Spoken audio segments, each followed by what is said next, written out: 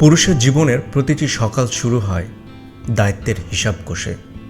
ঘুম ভাঙার সঙ্গে সঙ্গে মাথায় আসে সংসারের চিন্তা, বাচ্চার স্কুল ফি, বাজারের খরচ কিংবা বৃদ্ধ বাবা মায়ের ওষুধের দাম।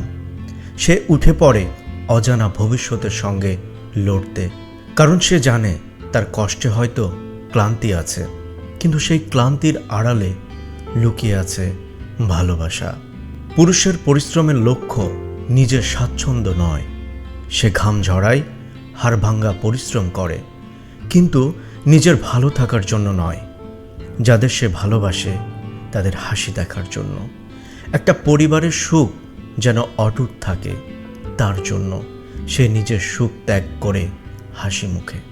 মানুষ ভাবে পুরুষ নাকি অনুভূতিহীন, কিন্তু সেই তো রাতে একা বসে নিজের কষ্ট গোপন করে, মনে মনে ভাবে সব ঠিক আছে, ওরা ভালো থাকলেই আমি ভালো।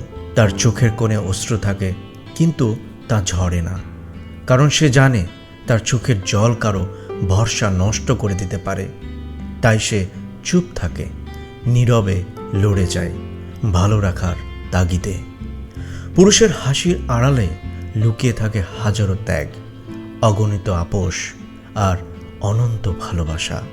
সে নিজের জন্য কিছু চায় না, শুধু চায় তার পরিবার শান্তিতে থাকুক।